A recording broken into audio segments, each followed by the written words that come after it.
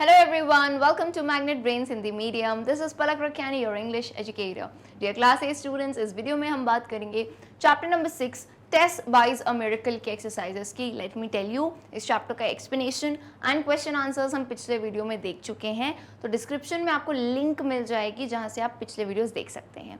Now in this particular video हमारी जो radiance book है उसमें आगे जितनी भी एक्सरसाइजेस हैं, true and false, word study and very important grammar part, उन्हें डिस्कस करेंगे. सो आइए बिगिन करते हैं इस सेशन को.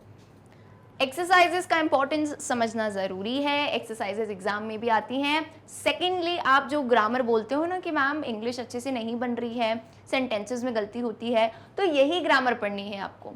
आपकी बुक में हर लेसन में ग्रामर का एक नया नया टॉपिक दिया है, वो पढ़ना इंपॉर्टेंट है. क्योंकि देखो, बुक में दिया है इसका मतलब ये नहीं है कि ऐसे ही दे दिया बुक वालों ने, उसका इंपॉर्टेंस है. So that if you learn this you will be able to do the things correctly, write English correctly. All right, चलिए. So come to page number 49. Over here you can see think and tell heading में होगा write true and false. तो जो explanation अपन ने देखा था test buys a miracle का, बहुत ही प्यारी सी स्टोरी थी, राइट. एक बहन के ऊपर थी, यानी होता है ना एल्डर सिस्टर का अपने भाई के लिए प्यार, तो उस हिसाब से एक स्टोरी थी, बहुत ही स्वीट सी. अब अगेन स्टोरी के अकॉर्डिंग आपको ये लाइन पढ़नी है. अगर स्टोरी के अकॉर्डिंग लाइन सही है तो लिखना है ट्रू, गलत है तो लिखना है फॉल्स. वंडरफुल. तो चलिए मेरे साथ सॉल्व करते जाइए. Number 1, Tess's parents were very hopeful that their son would recover from his illness. तो क्या ऐसा था, टेस जो लड़की थी उसके पेरेंट्स क्या वो होपफुल थे? क्या उन्हें उम्मीद थी कि उनका बेटा एंड्रयू जो है ठीक हो जाएगा? तो बिल्कुल नहीं, वो तो निराश हो गए थे. उन्होंने क्या कहा कि only a miracle can save his son, यानी एक कोई चमत्कार ही बचा सकता है. तो यानी उनमें उम्मीद नहीं थी, तो ये हो जाएगा false. Number 2, Tess believed that miracles are things that one can buy. So as you all know, Tess एक 8 साल की छोटी सी बच्ची थी, तो उसे क्या लगता था कि मिरेकल, हमें तो पता है चमत्कार है, लेकिन उसे लगता था मिरेकल कोई ऐसी चीज़ है जिससे हम दुकान में जाके खरीद सकते हैं. So this is true. Next, Tess didn't want to use her own money to buy a miracle to save her brother. यहाँ लिखा है टेस अपने खुद के पैसे खर्च नहीं करना चाहती थी अपने भाई के लिए, तो ऐसा बिल्कुल नहीं है. वो बेचारी तो अपने घर में अपने कबर्ड में जाके जार में जितने पैसे थे सारे निकाले और ड्रग स्टोर पे चली गई. क्या लेने के लिए? दवाई या मिरेकल लेने के लिए. So this is absolutely false, ये गलत बात है. Number 4, Tess's brother needed a surgical operation. Tess का जो भाई था, छोटा भाई, उसके लिए एक सर्जरी होनी थी, उसका ऑपरेशन होना था. So this is true. Next, the chemist's brother wanted to help Tess. जिस केमिस्ट के पास टेस गई थी, उनका जो भाई था वो टेस की मदद करना चाहता था. बिल्कुल सही बात है, क्योंकि वो खुद ही एक डॉक्टर थे, बहुत ही फेमस डॉक्टर थे. Number 6, doctor Armstrong made Tess believe that it was possible for her to buy the miracle she needed. तो डॉक्टर आर्मस्ट्रॉन्ग जो उनके भाई थे, उन्होंने टेस को ये दिलासा दिलाया कि उसके पास जो $1.11 है उसमें वो मिरेकल खरीद सकती है. तो बिल्कुल सही बात है, this is true. Tess's parents had to spend a lot of money on Andrew's operation. क्या ऐसा हुआ था टेस के पेरेंट्स को एंड्रू के ऑपरेशन के लिए बहुत ज़्यादा पैसे देने पड़े थे? तो बिल्कुल नहीं, डॉक्टर आर्मस्ट्रॉन्ग ने ही उनका जो है इलाज कर दिया था. Number 8, doctor Armstrong was not a kind and sympathetic man. यहाँ नॉट लिखा है, ऐसा बिल्कुल नहीं है. This is absolutely false. वो तो बहुत ही काइंड और अच्छे हम्बल इंसान थे, क्योंकि जैसे ही उन्होंने टेस्ट की कॉन्वर्जेशन सुनी तो वो खुद आए और कहा हाँ सिर्फ $1.11 में तुम्हारे भाई का ऑपरेशन हो सकता है. So this is false again. And 9th, Tess's parents saved Andrew's life. ऐसा नहीं है. किसने बचाई एंड्रू की लाइफ? डॉक्टर आर्मस्ट्रॉन्ग ने. So again this is false. I hope this is clear. True and false से क्या होता है, जितना चैप्टर हमने पढ़ा था वो पूरा का पूरा रिकॉल हो जाता है. चलिए अब आ जाइए पेज नंबर 50 पे. What you need to do, fill in the blanks with the suitable words from the box. आपको बॉक्स में कुछ वर्ड्स दिए गए हैं. अब इंटरेस्टिंग बात ये है, जो चैप्टर हमने पढ़ा है ये उन्हीं में से वर्ड्स हैं. You need to read these lines and with your common sense कि कौन से सेंटेंस में कौन सा वर्ड आएगा आपको फिलअप करना है. I hope it is very clear. फटाफट से जो है अपन इसको एक बार वर्ड्स के मीनिंग देख लेते हैं. ड्रग स्टोर का मतलब क्या होता है? मेडिकल शॉप है ना. आप फार्मासिस्ट के पास जाते हो ना दवाइयाँ खरीदने, तो मेडिकल शॉप को ही ड्रग स्टोर भी कहा जाता है.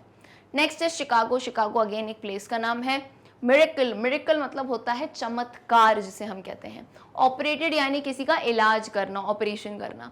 कॉइन्स तो हमें पता है सिक्के, एंड बैक का मतलब पता है पीछे. चलिए number 1, with in a few weeks Andrew was dash at home. कुछ ही हफ्तों में एंड्रयू घर वापस आ गया था. वापस आने का मतलब क्या हुआ? Back.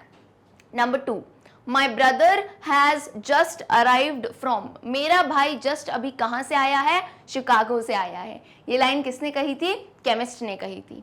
Number 3, doctor Armstrong dash on her brother, operated on her brother, यहाँ पे हर कौन है, टेस है ना, डॉक्टर आर्मस्ट्रॉन्ग ने टेस के भाई का ऑपरेशन किया। Number 4, Tess made her way to dash, Tess made her way to the drug store, अपने पैसे निकाल के वो कहाँ चली गई, drug store. Number 5, only a dash can save him, only a miracle can save him, यानी एक चमत्कार ही उसे बचा सकता है। And last one, there were few dash in the jar, there were few coins in the jar, jar में थोड़े से सिक्के थे। क्लियर है, चलिए नेक्स्ट इज वर्ड स्टडी की अगेन एक छोटी सी बात है यहाँ पे, यहाँ हम फोकस करेंगे कुछ छोटे छोटे टॉपिक्स पे ना, दीज आर नॉट टॉपिक्स कोई बहुत रिलेटेड नहीं है, लेकिन ग्रामर के इंपॉर्टेंट टॉपिक्स हैं। तो आपने देखा होगा ऐसे काफी सारे वर्ड्स हैं जो IST से एंड होते हैं यानी खत्म होते हैं। ये जो वर्ड्स लास्ट में लगते हैं उन्हें हम क्या कहते हैं, सफिक्स, है ना। अच्छा बोलो मैम जैसे कौन से वर्ड, तो गिटारिस्ट, आप में से बहुत लोग होंगे जिनको गिटार बजाना होता होगा, या फिर जो बहुत अच्छी ड्राइंग करते हैं या जो कला में इंटरेस्ट रखते हैं तो उन्हें हम क्या कहते हैं, आर्टिस्ट। तो वर्ड क्या है, आर्ट, इसमें मैंने क्या लगा दिया, IST, तो ये क्या बन गया, आर्टिस्ट, राइट। रिसेप्शनिस्ट, तो ये क्या बताते हैं, IST वाले वर्ड लोगों के प्रोफेशन बताते हैं। जैसे अगर मान लो कि कोई, मैंने जैसे बताया ना आपको कि कोई गिटार बजाता है, गिटार बजाना उसे आता है और वो उसका प्रोफेशन है, तो मैं क्या बोलूंगी, ही इज अ गिटारिस्ट। बात क्लियर हुई। अब जैसे कोई कला में इंटरेस्ट रखता है ना, बहुत ही बढ़िया जो है कला करता है, वो कलाकृतियां बनाता है, तो उसे मैं क्या कहूंगी, आर्ट में इंटरेस्ट है, तो ये उसका प्रोफेशन है, तो उसे मैं क्या कहूंगी, आर्टिस्ट। ओके, ऐसे ही रिसेप्शन पे जो बैठता है receptionist, so on and so forth. So आपको कुछ नहीं करना है, सिंपल सी एक्टिविटी है। पेज नंबर 52 पे यू विल फाइंड 2 कॉलम्स आपको दिए होंगे A और B, कुछ इस तरह। A कॉलम पे क्या दिया है, क्लियरली दिख रहा है प्रोफेशन है लोगों का जो वो काम करते हैं, एंड उस काम से होता क्या है। सो आपको करेक्ट जगह मैच करना है। काफी इंटरेस्टिंग एक्टिविटी है, just like to improve your general knowledge.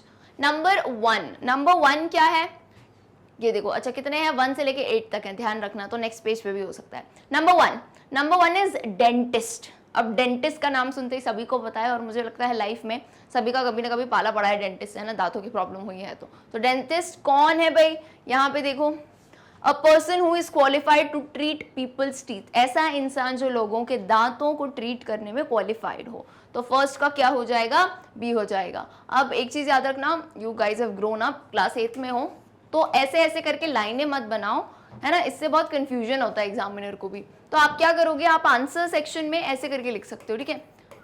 Answer section में 1 है, 1 का आंसर क्या है, बी है, ओके, ऐसे लिख सकते हो। Number 2 physicist. अब फिजिसिस्ट वर्ड से देख रहे हो क्या आ रहा है, वर्ड फिजिक्स, है ना, फिजिक्स पढ़ते हो और आई थिंक 9th क्लास से पढ़ोगे, डिफरेंशिएट तब होगा, है ना।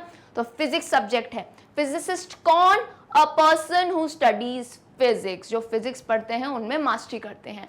तो सेकंड का क्या हो जाएगा, डी। मेरे साथ देखो, मैं क्यों धीरे धीरे अपने साथ सॉल्व करवा रही हूँ, ताकि तुम्हें समझ आए कि मैम ऐसे सॉल्व कर रही है, मैम की ऐसी अप्रोच है, तो जब एग्जाम में ऐसे क्वेश्चन आएंगे तो हम कैसे अप्रोच करें। Number 3 florist. फ्लोरिस्ट वर्ड ना फ्लोरल वर्ड से आता है। फ्लोरल हम कब कहते हैं कि किसी की ड्रेस देखिए, ड्रेस पे फ्लोरल डिजाइन बनी है, यानी फूल बने हुए हैं। सो फ्लोरिस्ट कौन हुआ, अ पर्सन हु ग्रोज और सेल्स फ्लावर्स, ऐसा इंसान जो फूल उगाता है या उन्हें बेचता है। तो नंबर 3 का हो जाएगा ए। Next 4th scientist. साइंटिस्ट आप में से कौन कौन बनना चाहता है भाई, साइंटिस्ट की बढ़िया जो है ना काम करते हैं, क्या करते हैं वो, a person who studies science, जो साइंस को पढ़ते हैं। तो 4th का हो जाएगा C. And 5th is again science की एक ब्रांच है, बायोलॉजिस्ट। बायोलॉजिस्ट कौन होते हैं, जो बायोलॉजी स्टडी करते हैं। अब यहाँ पे जैसे हम देख लें, यहाँ तो नहीं है, नेक्स्ट पेज पे आ जाओ। नेक्स्ट पेज पे अगर हमें दिखे कि बायोलॉजिस्ट कौन है, so a person who carries out a scientific study of the life and structure of plants and animals. So biology basically किससे रिलेटेड है, बायोलॉजी में 2 आप पढ़ोगे आगे आके, जूलॉजी और बॉटनी। तो प्लांट्स और एनिमल की स्टडी होती है। तो क्या हो जाएगा, 5th वाले का हो जाएगा जी। ओके, क्लियर है। चलिए नेक्स्ट आ जाओ 6th क्या है, केमिस्ट। अब केमिस्ट वर्ड सुनते ही तुम्हें समझ आ रहा होगा कि जो केमिस्ट्री वाली दुनिया आ रही है ना। केमिस्ट की हम देखते हैं आगे, यहाँ पे पीछे देखो, chemist a person who prepares and sells medicine, वो कौन हो गया? केमिस्ट हो गया। तो 6 का क्या होगा? ई, है ना। केमिस्ट आप भी जाते हो कि दवाइयाँ वगैरह लेने, कभी कभार होता है ना, मम्मी की, पापा की, दादा दादी की दवाई लेने केमिस्ट के पास जाते हैं। ठीक, क्लियर। अब 2 ही बचे हैं, 7th और 8th। 7th क्या है? इकोनॉमिस्ट। इकोनॉमिस्ट यही कॉमर्स वाले लोगों को पता होगा भाई, जो पर्सन इकोनॉमी पढ़ता है। जैसे आप देखते हो ना, इंडियन इकोनॉमी है अपनी, कितनी ऊपर हो रही है, कितनी नीचे हो रही है, या फिर जो हमारे देश को संभालते हैं इकोनॉमी, तो वो कौन होते हैं? वो इकोनॉमिस्ट होते हैं, क्योंकि उन्होंने इकोनॉमिक्स पढ़ी है ना। इकोनॉमिक्स क्या होती है? A field which deals with how a society organize its money, पैसा, ट्रेडिंग कैसे संभालनी है, जैसे हम कहते हैं ना इंपोर्ट एक्सपोर्ट वगैरह होता है, ट्रेड इंडस्ट्री, इन सब में, तो उन्हें हम इकोनॉमिस्ट कहते हैं। ओके, एंड लास्ट वन क्या है? न्यूट्रिशनिस्ट। तो न्यूट्रिशनिस्ट की भी आजकल काफ़ी डिमांड बढ़ गई है। ये वो लोग होते हैं जो आपको बताते हैं आपको कैसी डाइट लेनी है ना। लोग आजकल काफ़ी, क्योंकि बहुत ज़्यादा फूड भी अच्छे नहीं आ रहे हैं, चीज़ें नेचुरल नहीं है, तो कैसे खाना चाहिए, तो न्यूट्रिशनिस्ट क्या हुआ? एफ हो जाएगा, right. A person who studies different types of food and advises people on what they should eat in order to stay healthy and fit, तो ये क्या हो जाएगा? 8th वाले का एफ। ओके, आई होप सभी ने ही करेक्ट मार्क किए होंगे, एंड इससे क्या है ना, एक आपका जनरल नॉलेज बढ़ जाएगा कि डिफरेंट प्रोफेशन का क्या क्या वर्क होता है। I hope this is very clear. If this clear then let's move on, आगे आते हैं। Come on to page number 52। Page number 52 पे भी वर्ड स्टडी दिया है। यहाँ पे क्या है? Given below are group of words, identify and circle in each group the word that does not belong. Not कुछ बच्चे खा जाते हैं, यहाँ पे क्या है? डज नॉट, जो इनमें से बिलोंग नहीं करता है, यानी इनकी बिरादरी का नहीं है। ऑड वन आउट कहते हैं ना, बचपन में पढ़ते थे odd one out, find the odd one out, तो यहाँ भी वही है। एक आपके लिए करके दिया है। पहला देखो, disease, doctor, treatment, confident, diagnosis. तो जब कॉन्फिडेंट सुना होगा बोलोगे हैं ये कहाँ से आ गया बीच में, है ना। डिजीज बीमारी है, डॉक्टर साहब है, ट्रीटमेंट है, डायग्नोसिस यानी बीमारी को पहचानना दिया है, और बीच में कॉन्फिडेंट कहीं से भी आ गया, तो यानी आप यहाँ से बिलोंग नहीं करते हैं, आप यहाँ से चले जाइए। तो हमने सर्कल किया है। ओके, चलिए नेक्स्ट करते हैं। Medicine, cupboard, table, chair, stool. बोलो बस मैम क्लियर है? मेडिसिन नहीं है यहाँ पे ना, मेडिसिन कैसे होगा?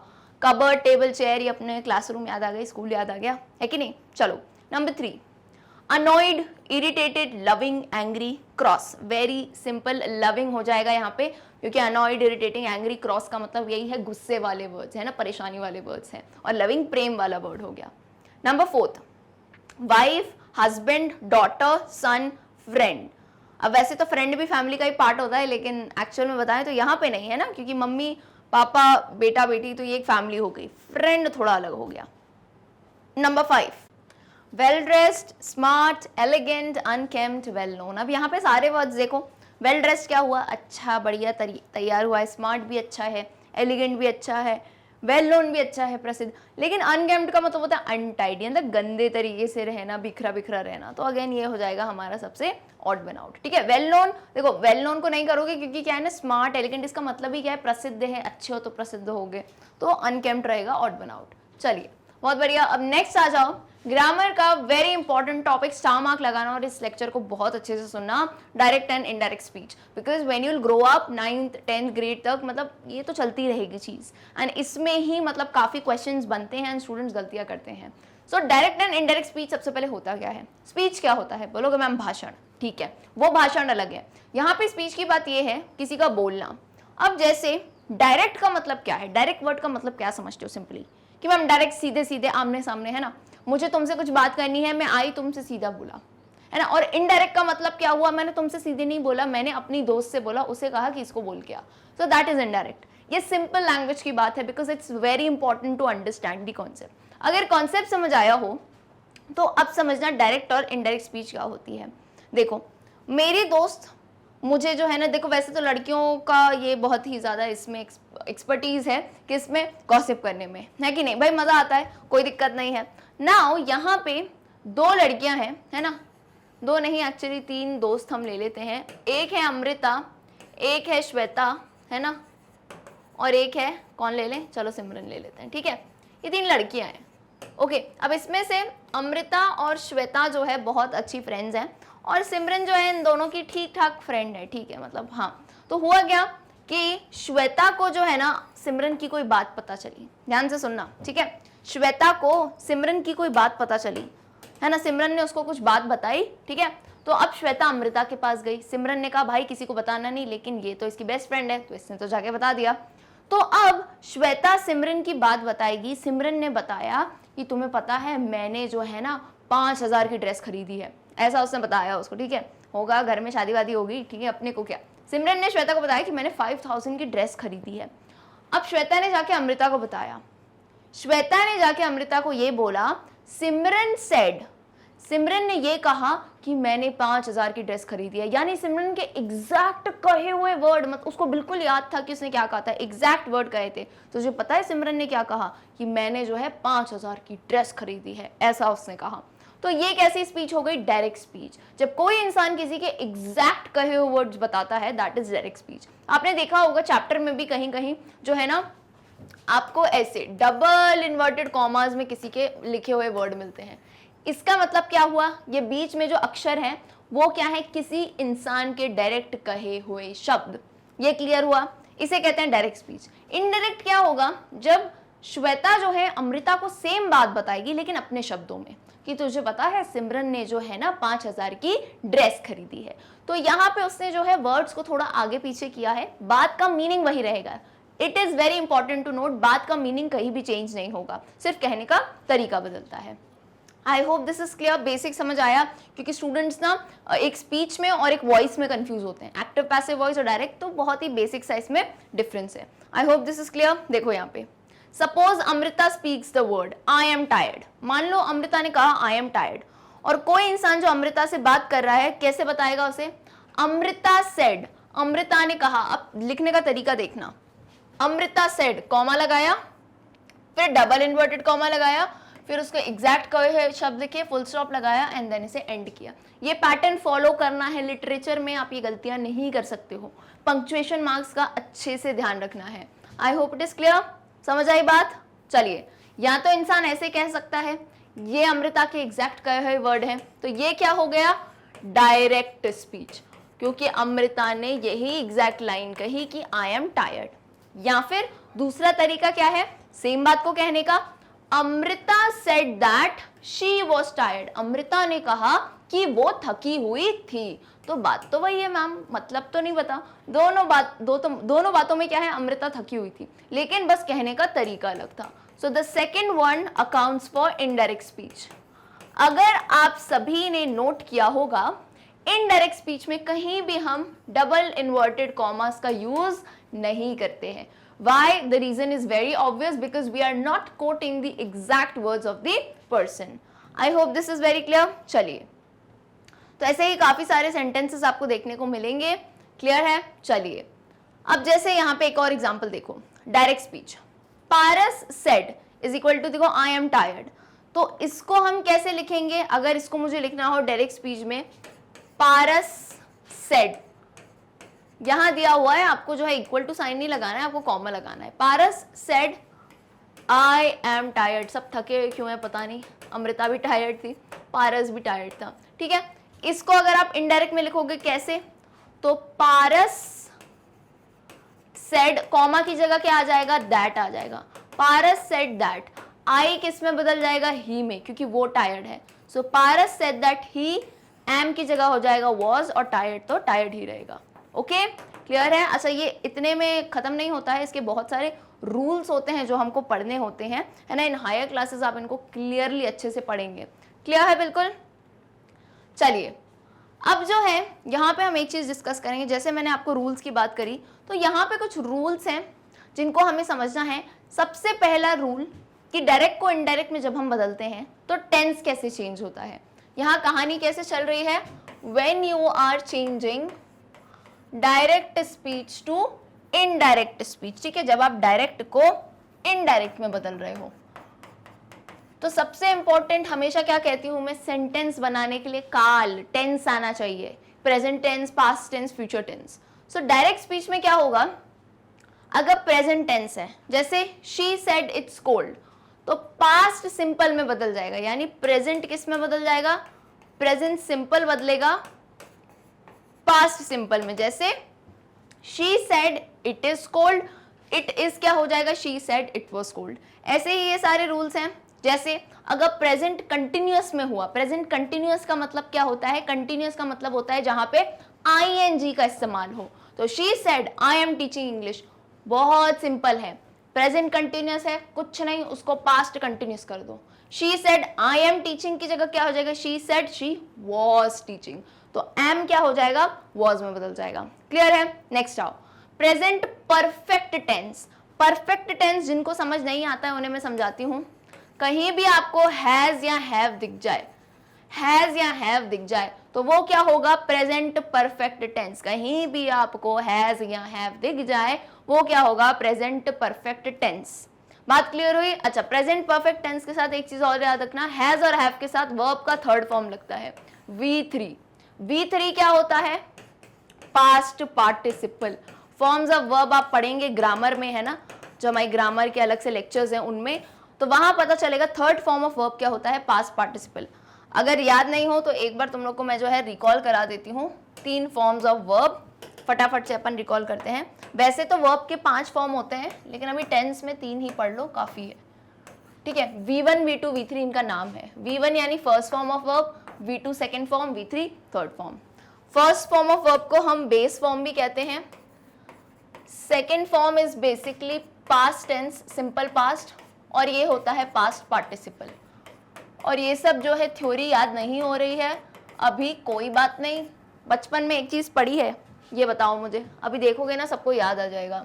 स्पीक बेस फॉर्म है ना, वर्ब है, क्रिया है, बोलना होता है ना क्रिया, तो स्पीक है। स्पीक का पास्ट टेंस हो जाएगा स्पोक और पार्टिसिपल स्पोकन। तो if you remember second third class में आई थिंक होता था ना, हम ऐसे बुक लेके याद करते थे, स्पीक, स्पोक, स्पोकन, है ना, ड्रिंक, ड्रैंक, ड्रंक। तो ये सब क्या है, ये सब फॉर्म्स ऑफ वर्ब ही है। ड्रिंक, ड्रैंक, ड्रंक, ये सब क्या है, ये सब फॉर्म्स ऑफ वर्ब है। तो जैसे पीछे मैंने आपको बताया, तो यहाँ पे भी यही कहानी चलेगी। क्लियर है? किसमें, परफेक्ट टेंस में हैज और हैव के साथ वर्ब का थर्ड फॉर्म आना चाहिए। जैसे स्पोकन आएगा, है ना, ड्रिवन आएगा, ये सारे वर्ड्स। तो यहाँ देखो, प्रेजेंट परफेक्ट सिंपल में क्या हो जाएगा, he said I have done all my work, उसने कहा मैंने सारा वर्क कर लिया। ये किस में बदल जाएगा, पास्ट परफेक्ट में।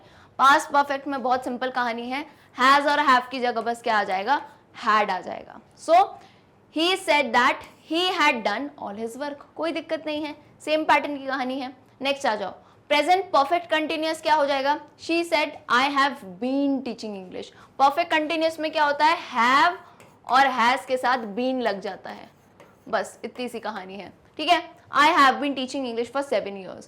पास्ट परफेक्ट कंटिन्यूअस में बदल जाएगा, she said that she had been teaching, has का क्या, हैव का क्या हो जाएगा, हैड बन जाएगा। क्लियर है? बिल्कुल सिंपल है। ऐसे ही आगे पूरी स्टोरी चलेगी। पास्ट सिंपल किस में बदलेगा, पास्ट परफेक्ट में। जैसे आई टॉट हिंदी यस्टरडे, मैंने कल हिंदी पढ़ाया, तो she said she had taught Hindi the previous day. तो जैसे कुछ वर्ड्स होते हैं ना यस्टरडे, उनमें भी बदलाव आता है। यस्टरडे बदल जाएगा प्रीवियस डे में, टुमारो बदल जाएगा द नेक्स्ट डे में। Okay, next past continuous, she said I was teaching earlier, तो ये किस में बदल जाएगा, पास्ट परफेक्ट में। जैसे she said she had been teaching earlier, वैसे ही पास्ट परफेक्ट बदलेगा, पास्ट परफेक्ट में कोई चेंज नहीं आएगा। यहाँ पे she said the lesson had already started when he arrived, no change. Past perfect continuous में भी there will be no change. तो देखो शुरुआत के जितने पैटर्न है बहुत सिंपल है, प्रेजेंट वाले सारे पास्ट में बदल रहे हैं। अब अगर सिंपल प्रेजेंट हो तो सिंपल पास्ट में बदलेगा, प्रेजेंट कंटिन्यूअस हो तो पास्ट कंटिन्यूअस में बदलेगा, सो ऑन एंड सो फोर्थ कहानी चलेगी। एंड लास्ट के ये जो है ना, इनमें कोई भी चेंज नहीं आता है। क्लियर है? अब आओ नेक्स्ट टॉपिक, मॉडल वर्ब्स भी बदलते हैं कभी कभी। मॉडल वर्ब्स क्या होते हैं, modal verbs basically helping verbs होते हैं, क्रिया होती है। जैसे डांस करना एक क्रिया है, मानते हो कि नहीं, है ना, नृत्य करना, तो डांस एक वर्ब है, इसे मैं क्या कहूंगी, मेन वर्ब। मैंने कहा आई विल डांस टुडे, तो विल भी तो एक वर्ब है ना, मैं डांस करूंगी, ये और क्लैरिटी दे रहा है। लेकिन इसे हम क्या कहते हैं, ऑक्सिलरी वर्ब या मॉडल कहते हैं। तो अब मॉडल भी कुछ कुछ केस में बदलते हैं। देखो डायरेक्ट स्पीच में अगर आई विल होगा तो ये क्या बदल जाएगा, इसमें शी वुड में बदल जाएगा, यानी विल किस में बदलेगा, वुड में। कैन किस में बदल जाएगा, कुड में। For example she said I can teach English, उसने कहा मैं इंग्लिश पढ़ा सकती हूँ, तो कैसे बनेगा इनडायरेक्ट में, she said that she could teach English. तो सिंपल सी कहानी है, आप ना अगर नोट्स बनाना चाहते भी हो ना तो ऐसे करके लिख लो, विल लगाना, विल लिखना, एरो लगाना, वुड लिख देना, विल बदलेगा वुड में, यहाँ पे ऊपर हेडिंग लिख देना, डायरेक्ट इनडायरेक्ट। जब भी नोट्स बनाओ don't make it too lengthy, try to make it in a way जो आप बाद में पढ़ो आपको समझ भी आए। कैन किस में बदलेगा, कुड में बदलेगा। ओके इसी टाइप से जो है आगे देखोगे, मस्ट बदल जाएगा हैड टू में, shall will change to should, जैसे she said what shall we learn today, ये हो जाएगा she asked what we should learn that day. May बदल सकता है माइट में। Okay I hope this is clear. चलिए now you can use the present tense in the reported speech if you want to say that something is true. For example, my name has always been and will always be Aniket. So he said, direct speech में कहा my name is Aniket, तो he said that his name was Aniket और he said that his name is Aniket। बोलो ma'am क्या बताया, समझ ही नहीं आया। देखो कुछ केसेस ऐसे होते हैं जहां पे नाम की बात होती है। अब बेटा मैंने कहा आज नाम पलक है मेरा, परसों भी नाम पलक ही होगा और पहले भी नाम पलक ही था, तो इसमें चेंज नहीं आता है। तो इसमें अगर डायरेक्ट से मैं इनडायरेक्ट जा रही हूं तो तुम प्रेजेंट, सिंपल प्रेजेंट से पास्ट में कन्वर्ट करो तो भी ठीक, ये कहना चाह रही हूं। लेकिन अगर सिंपल प्रेजेंट को प्रेजेंट में ही रहने दोगे तो भी गलती नहीं है, ये एक्सेप्शन केस है, सारे केस ऐसे नहीं होते हैं, बात ध्यान से सुन लो। दोस्त केसेस जैसे नाम का केस हुआ, नाम तो नहीं बदल रहा है हर दूसरे दिन, तो उसमें आप प्रेजेंट, सिंपल प्रेजेंट लेके चल सकते हो आगे। क्लियर है। चलिए नेक्स्ट आते हैं टाइम चेंज पे। If the reported sentence contain an expression of time you must change it to fit in the time of the reporting. कुछ एग्जांपल्स होते हैं ऐसे, खैर बहुत ज्यादा केस नहीं आते हैं, जैसे today's lesson is on past tense. अब टुडे यानी आज की बात हो रही है, टाइम की बात हो रही है। सो ये कैसे हो जाएगा, अगर प्लस 24 आवर्स हो चुके हैं तो आप कैसे बोलोगे, she said that yesterday's lesson was on past tense. Okay इस टाइप से टाइम की केस चलेंगे। जैसे दिस हो जाएगा इवनिंग में तो हो जाएगा दैट, टुडे क्या हो जाएगा यस्टरडे या दैट डे। अगर डिफरेंट डे पे हो रहा है रिपोर्टेड स्पीच तो सेम दिन पे मत कर देना। मैंने तभी कहा केसेस समझना है, कॉमन सेंस आपको बिल्कुल रखना है, अपना दिमाग खुला रखना है जब आप डायरेक्ट से इनडायरेक्ट में बदल रहे हो। दीज डेज हो जाएगा दोज डेज में, नाउ हो जाएगा देन। किस केस में, अगर तुमसे किसी ने कोई बात कही है, वो रिपोर्टेड स्पीच डिफरेंट डे अलग दिन पे दे रहे हो, तब तुम ऐसा कहोगे। ओके तो इसी टाइप से चेंज होगा, ये पैटर्न बॉक्स में दिया है, if you want you can take a screenshot of it. जैसे अ वीक अगो हो जाएगा अ वीक बिफोर, हेयर हो जाएगा देयर, नेक्स्ट वीक हो जाएगा द फॉलोइंग वीक, टुमारो हो जाएगा द नेक्स्ट या फिर फॉलोइंग डे। ओके चलिए next is pronoun change. Direct से इनडायरेक्ट स्पीच में प्रोनाउन भी बदलता है। अब उससे पहले हमें ये समझना पड़ेगा फिर से कि प्रोनाउन क्या है ना, क्योंकि चीजें तो हम भूल जाते हैं तो उसे रिकॉल करते हैं। चलिए प्रोनाउन इज बेसिकली सर्वनाम। प्रोनाउन कब यूज होता है, pronoun is used in the place of noun to avoid its repetition. For example मैंने कहा जो है Tina is a good girl, Tina studies in school, Tina plays badminton. तो बोलो मैम बस करो, कितना टीना बोलोगे। तो इस जगह पे इस रिपीटेशन को बचाने के लिए मैं नेक्स्ट टाइम क्या बोलूंगी, Tina is a good girl, she goes to school, she studies in class 8। तो यहाँ पे ये जो शी वर्ड है इसे मैं कहूंगी प्रोनाउन, क्योंकि इसने नाउन की जगह लगा है। तो जैसे शी हो गया, ही हो गया, दे हो गया, आर हो गया, ये सब क्या है, ये सब होते हैं प्रोनाउंस। तो अब प्रोनाउन चेंज भी होता है किसमें, डायरेक्ट से इनडायरेक्ट में, है ना। फॉर एग्जाम्पल देखो यहाँ पे बहुत ही सिंपल सा एग्जाम्पल मैं आपको देती हूँ। क्या होता है यूजुअली, आई बदल जाएगा ही या शी में। अगर डायरेक्ट स्पीच में आई है तो बदल जाएगा ही या शी में। देखो ही सेड, उसने कहा आई एम अ टीचर, तो इसको जब मैं इनडायरेक्ट में बदलूंगी तो क्या करूंगी, ही तो वैसा ही रहेगा, सेड वैसा ही रहेगा, कॉमा की जगह दैट आ जाएगा, ही सेड दैट। अब मैं ये थोड़ी ना बोलूंगी उसने कहा मैं टीचर हूं, उसने कहा कि वो टीचर है। हिंदी में बोल के देखो ना, उसने कहा कि वो टीचर है, तो वो क्या हो जाएगा, ही said that he was a teacher. और अगर शी होगा लड़की तो शी बदल जाएगा। क्लियर है, I hope this is clear. Pronoun change समझ आए कि नहीं। यू किस में बदल जाएगा, आई में बदल जाएगा। फॉर एग्जाम्पल यहाँ पे देखो, शी सेड टू मी, उसने मुझसे कहा वेयर आर यू गोइंग, उसने मुझसे कहा वेयर आर यू गोइंग, तो इसको मैं क्या कहूंगी, she asked me where I was going, you मतलब क्या, मुझे इशारा करके कह रही थी ना, तो अब जब मैं उस बात को बदल के कहूंगी तो you किस में बदल जाएगा, I में बदल जाएगा। ओके तो ऐसे ही काफी सारे केसेस हैं जिसमें प्रोनाउन चेंज होते हैं। चलिए बहुत सारे वर्ब्स हैं। अच्छा अब एक चीज और, यहाँ पे आपने एक केस देखा होगा, यहीं पे देखना, हर जगह आ रहा है शी सेड टू मी, उसने मुझसे कहा।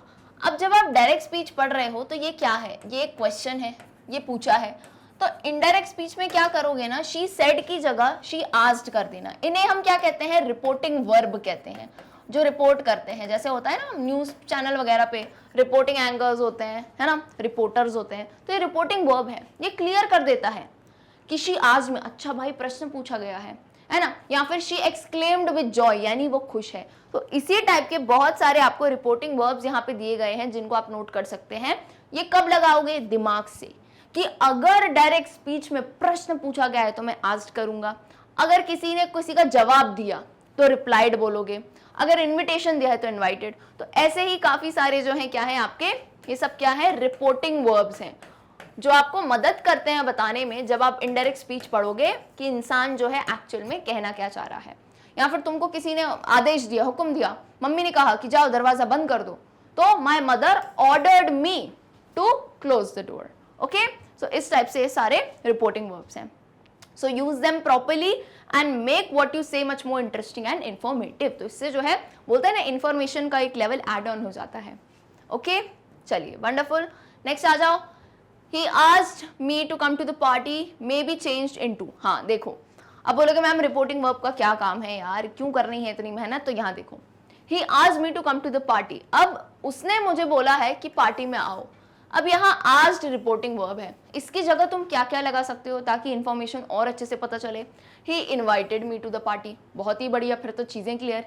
He begged me to come to the party, अच्छा बेग का मतलब ये नहीं होता हाथ जोड़ के, बेग का मतलब होता है सिंपली विनती करना, राइट। तो he begged me to come to the party या he ordered me to come to the party। Ordered मी तो खैर थोड़ा ज्यादा हो जाएगा, हुक्म जैसा, पर कुछ लोग होते हैं ना कि तेको आना ही पड़ेगा पार्टी में, तो उसमें में he advise me to come to the party या फिर he suggested I should come to the party. Now come to page number 58, जहां इतना सारा ज्ञान हमने लिया है उसको टेस्ट करने का टाइम आ गया है। So what you need to do, rewrite the following sentences into indirect speech. तो क्लियरली सबसे मैक्सिमम क्वेश्चंस इसी पे बनते हैं कि डायरेक्ट स्पीच को इनडायरेक्ट में बदलो। So number 1, father said only a miracle can save him now. बढ़िया बात यह है कि ये आई थिंक आपके सारे लेसन में से ही वर्ड्स लिए हैं। Father said only a miracle can save him now, तो ये कैसे बदलेगा, फादर सेड दैट, कॉमा हटा के दैट लगाना भूलना नहीं, only a miracle could save him then. क्यों देन किया, क्योंकि नाउ था, पीछे ही पढ़ाया था मैंने, टाइम चेंज होगा, नाउ किस में बदल जाएगा, देन में बदल जाएगा। ओके चलिए next, my brother is really sick said Tess. So Tess said that, my की जगह क्या हो जाएगा, टेस ने बोला मेरा ब्रदर बीमार है, तो टेस ने क्या, मैं बोलूंगी टेस सेड दैट उसका ब्रदर, तो उसका तो हिंदी में हुआ, इंग्लिश में क्या होगा, her brother. Tess said that her brother is क्या है, सिंपल प्रेजेंट टेंस है, सिंपल प्रेजेंट किस में बदलेगा, सिंपल पास्ट में, तो इज का बन जाएगा वॉज, रियली सिक तो वही रहेगा। क्लियर है, स्टेप बाय स्टेप। चलो हो सकता है in the beginning you might take a bit more time कि मैम थोड़ा वक्त लग रहा है, लेकिन उस वक्त जब वक्त दे दोगे ना आगे स्पीड बढ़ जाएगी। ओके चलिए next, number 3, mother said to her husband I wonder how much Andrew's surgery cost. So mother told to her husband that she wondered. देखो अब मैंने शी वंडर्ड यहाँ क्यों लगा दिया, ये हो गया हमारा रिपोर्टिंग वर्ब। क्यों, क्योंकि यहाँ देखो वो आश्चर्य कर रही है ना, दैट शी वंडर्ड, आई क्या हो गया, शी में बदल गया, वंडर किस में बदल गया, वंडर्ड में। क्यों, सिंपल प्रेजेंट को सिंपल पास्ट में बदलोगे कि नहीं बदलोगे, एंड मैं तो बता रही हूँ ना मैक्सिमम केसेस सिंपल पास्ट से प्रेजेंट और इसी में ही आते हैं। She wondered how much Andrew surgery costed, cost किस में बदल जाएगा, कॉस्टेड में। Number 4, the chemist said to Tess, what do you want? I am talking to my brother who has just come from Chicago. So the chemist asked Tess, क्यों, क्योंकि यहाँ प्रश्न चिन्ह नहीं दिख रहा है, क्वेश्चन मार्क, क्वेश्चन पूछ रहा है। अगर किसी से पूछते हैं तो क्या बोलेंगे, asked बोलेंगे। So the chemist asked Tess what she wanted, उसको क्या चाहिए था। He further said that he was talking to his brother who had just come from Chicago. Number 5. The chemist's brother said to Tess, what kind of miracle does your brother need? Chemist brother ने टेस से क्या कहा कि किस तरह का miracle तुम्हारे भाई को चाहिए. तो ये कैसे होगा? The chemist brother asked Tess, यहाँ भी पूछा ही है क्योंकि क्वेश्चन मार्क है. What kind of miracle her brother needed? Your किस में बदल जाएगा? Her में बदल जाएगा. Number 6. How much do you have? Asked the well-dressed man. The well-dressed man asked how much money she had. Next, she said to me, how is your brother now? She asked me, पूछा है उसने हालचाल. How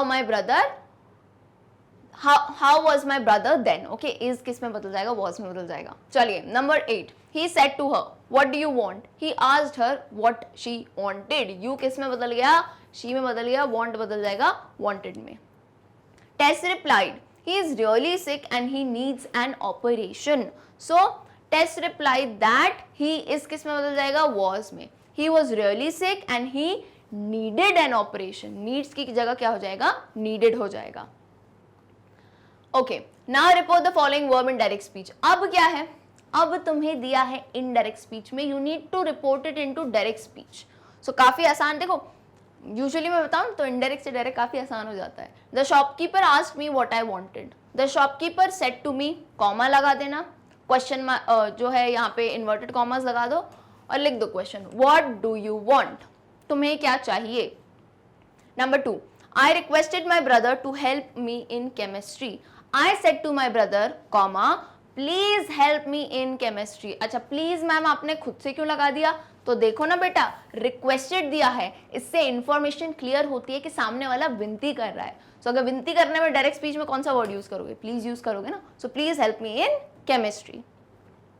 the old woman told us that she could not see clearly. The old woman said to us, comma, I can not see clearly. She can not, she किस में बदलेगा? Simple सी story है. Direct से indirect में आई, ही या she में बदलेगा. तो बेटा कॉमन सेंस लगाओ ना. जब ये कहानी फ्लिप हो जाएगी तो ही या शी होगा, वो किस में बदल जाएगा? आई में बदल जाएगा. जस्ट वाइस वर्सा वाली स्टोरी चल रही है. Number 4. They said that they are very thirsty. They said we are very thirsty. तो दे किस में बदल गया? वी में बदल गया. Number 5. She will say that the letter is to come tomorrow. She will say, comma, the letter will come tomorrow. 6. He says that we will reach there early morning. He says we will reach there early morning. बहुत ही simple से. देखो, जब यहाँ पे past tense नहीं होना तो कोई भी चेंज करने की आपको जरूरत नहीं पड़ती है. सिंपल हो जाता है sentence. Number 7. She said that she had been learning Hindi for about 2 years. So she said she was. बात ऑब्जर्व करी. अगर यहाँ पे ये रिपोर्टिंग वाला वर्ब पास्ट में हो तब चेंजेस करना, प्रेजेंट में हो वैसे का वैसे छाप देना सिर्फ, है ना, कॉमा और इन्वर्टेड कॉमर्स लगा के. She said she was learning Hindi for about 2 years. Okay, clear है. Next, Ayesha said that she would leave for her village the following day. Ayesha said, comma, she के बदल जाएगा आई में. I will leave for my village the next day. Tomorrow को आप usually क्या कह सकते हो? The next day. Anil said that he had not seen her for a long time. Anil said, I did not see her for a long time. चलिए, अब हम आते हैं हमारी लास्ट एक्टिविटी जिसका नाम है translation. Translate the first 3 paragraphs into Hindi. यानी जो पहले 3 पैराग्राफ्स थे ना हमारी स्टोरी के, उनको हिंदी में ट्रांसलेट करना है. ट्रांसलेशन इंपॉर्टेंट रहता है specially for Bihar board student, क्योंकि आपके एग्जाम में आता ही है. प्लस ट्रांसलेशन से होता क्या है ना, आपको थोड़ी चीज़ों का ध्यान रखना है कि टेंसेस का.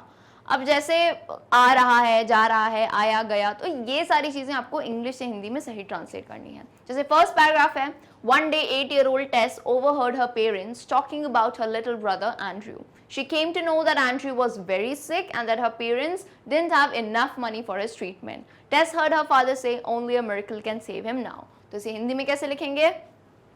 एक दिन 8 वर्षीय टेस ने अपने माता पिता को अपने छोटे भाई एंड्रयू के बारे में बात करते हुए सुना. सुन रहे हैं नहीं, कैसे लिखा? सुना. उसे पता चला कि एंड्रयू बहुत बीमार था और उसके माता पिता के पास उसके इलाज के लिए पर्याप्त पैसे नहीं थे. पास की बात है तो थे करा. टेस ने अपने पिता को यह कहते सुना. सेम आप लिखोगे है ना डायरेक्ट स्पीच के फॉर्म में. अब केवल एक चमत्कार ही उसे बचा सकता है। अच्छा, किसी ने ध्यान दिया? देखो चैप्टर में भी डायरेक्ट स्पीच दिया है, only a miracle can save him now. Next वाला है, Tess started thinking about what she had heard. She went to her room and took out a jar from her cupboard. There was some coins in it. She counted the money carefully. So आइए इसे हिंदी में translate करते हैं। टेस ने जो सुना उसके बारे में सोचने लगी। वह अपने कमरे में गई और अपनी अलमारी से एक जार निकाला। जार को आप कोई बात नहीं, हम हिंदी में भी लिख सकते हैं। उसमें कुछ सिक्के थे, उसने ध्यान से पैसे गिने। Number 3. Then Tess put the money into a purse and made her way to a drugstore. The chemist saw her but didn't pay her any attention. When Tess continued to stand before the counter, he said to her, sounding rather annoyed, "What do you want? I'm talking to my brother who had just arrived from Chicago." तो वही ज़रूरी है, English से हिंदी में translate कब करोगे? जब आपको मीनिंग समझ आए, राइट? चलिए, इसका हिंदी है, फिर टेस ने पैसे एक बटुए में रख दिए और एक दवा की दुकान में चली गई, है ना, या दवा खाने में चली गई, आप ऐसा भी लिख सकते हो। केमिस्ट ने उसे देखा लेकिन उस पर कोई ध्यान नहीं दिया। जब टेस काउंटर के सामने खड़ी रही, उसने उससे कहा, बल्कि नाराज लग रहा था, है ना, अनॉयड का मतलब नाराज होके कहा, तुम क्या चाहती हो? मैं अपने भाई से बात कर रहा हूं जो अभी अभी शिकागो से आया है। ओके, क्लियर है बिल्कुल सभी को? चलिए, wonderful. So with this we end the amazing session for exercises Tess buys a miracle. Hopefully आपको जो है चीज़ें सीखने को मिली हो। एंड अगर ये वीडियो पसंद आता है तो वीडियो को लाइक एंड अपने सभी क्लास 8 के दोस्तों के साथ ज़्यादा से ज़्यादा शेयर करें, ताकि इस मैग्नेट ब्रेन्स हिंदी मीडियम की फ्री एंड क्वालिटी एजुकेशन का बेनिफिट सभी ले सकें। सो डियर स्टूडेंट्स, मिलते हैं हम हमारे नेक्स्ट वीडियो में। याद रखिएगा, नेक्स्ट वीडियो एक क्विज होगा MCQ का इसी चैप्टर के ऊपर। So see you all, till then, good bye.